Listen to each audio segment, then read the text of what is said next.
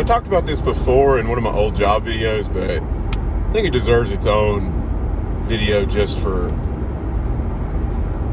the fact that it was so ridiculous.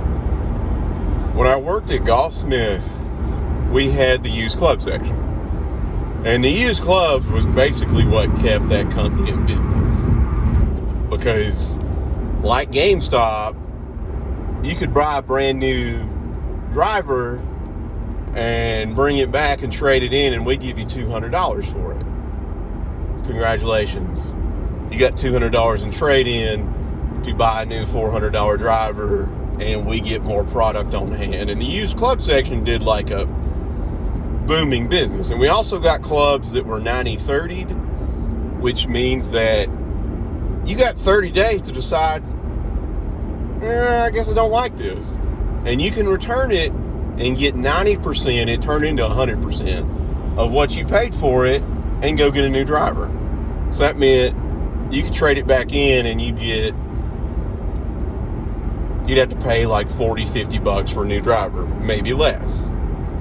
Now, you were only supposed to do it once, but there were a lot of people that took advantage of the system, because if there are loopholes, or if there's something that needs, like, that can be cheated, people will do it. Customers will do it.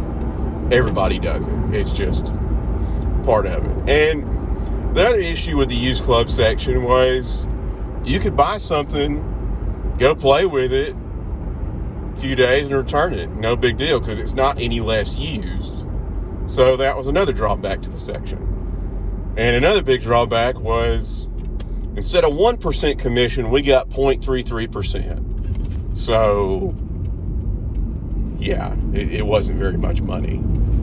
Even if somebody... But the nice thing was, I'll say this, is somebody that didn't have as much money and wanted to play golf could buy clubs. Like, my buddy traded in his clubs that were beat to hell and back, and a guy came in and bought them the same day and was happy to get them. So that part was nice. You know, because golf's an expensive hobby, and if you ain't got much money, from the used club section, you can get a pretty good set for, say, $200-300.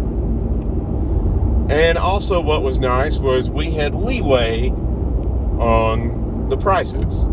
So you could dicker on the prices, which led to customers just being very, very difficult. What's the best you can do on this? And a lot of times we would say we paid $50 for a club and we had it for $150. It's sitting on great margins. That's a 200% margin. So you could give a little off and the customer leaves happy. With some customers, it just wasn't enough. They always wanted more off. And I'll get to this particular customer.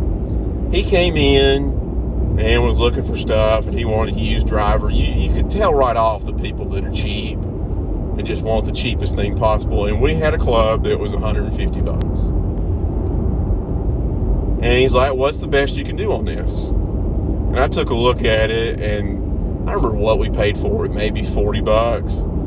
And I was like, all right, man, got you a great deal. Give it to you for $120. You can have a solid 20% off. That's a great deal. That'll get you out the door. And he's like, well, I wanted to pay $120 with tax. I was like, seriously? So I was like, all right, fine, we'll do $110. That'll get close to $120 with tax. Cheapskate, whatever. And he's out the door. Because I really didn't care. My manager was just like, just make sure the store makes money and try not to like give too much stuff away, because we could give a little more on trade-in if something was pretty sought after, like a car dealership. But GameStop really didn't have that leeway like we did. Anyway, he buys the club, and a few days later he comes back and he wants to return it. I was like, oh damn, I lost my 35 cents. And I really wanted to help. I was like, oh, you didn't like it? Let's go take a look at something else. Maybe go hit something. We'll see if we can't get you a good deal. I was like, yeah, sure, whatever. I just like to return. I was like, okay, fine. You got the receipt? Yeah. I said, but I wanted to get $150 for it. I said, sir, what do you mean? Well, I wanted to, y'all had it for sale for $150. I'd like to return it and get $150 for it. I said, well, sir, you paid $110. I gave you $40 off. I said, well, y'all had it for $150. I should get $150 for it. I said, sir, well, we can't do that. And because I was technically a manager, so I was like, no, sir, we can't. I can return it for that. Or if you want to trade it in, I'll give you $50 for it.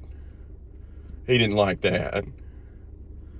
So he wanted to talk to my manager, and I got my manager, and my manager really didn't care. He was one of those he wanted to shut the customer up. He'd kind of do whatever because he just didn't abide dealing with whining customers. And he said, well, what's going on, sir? He said, well, I wanted to return this for $150. He said, well, it looks like you paid $110.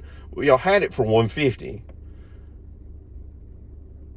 And that's what I want to return it for. I want to get that for it. And my manager's like, well, sir, we can't do that. If you'd bought it for $150, we could have given you $150 for it, but sounds like he gave you a really good deal, if not too good a deal, if you ask me. But he was adamant that he should get $150 back, because in his mind, even though he asked for a steep discount, he wanted to return it for more. And the fact that we wouldn't do it just flew him into a rage, and he started yelling and complaining and doing everything else. I said, well, what? I said, sir, we can't do that. Like, we'd be out of business. And not only that, it's not possible. You can't return something. And I even explained it. We tried to explain, if something goes on sale at Walmart that was $200 and now it's $150, do you bring it back and ask for $200? He said, well, I would expect to get $200 for it. And my manager finally had enough. He said, sir, we'll return it for what you bought it for, but if not, you can just keep it. He said, this is how it works. That's the size of it. Well, he got mad, grumbled, and he kept it. And that man called the district manager and couldn't understand why he couldn't get more money and that we'd lost his business over that. Because isn't that the worst thing about customers? You do them a favor, and then you do that for them. You give them an inch, and they come in wanting 50 miles. So that's why people look unhappy when they work retail, is shit like that. That's what will grind the skin off your bones, like dealing with people like that have unrealistic expectations and think you're the crazy one for thinking it's weird.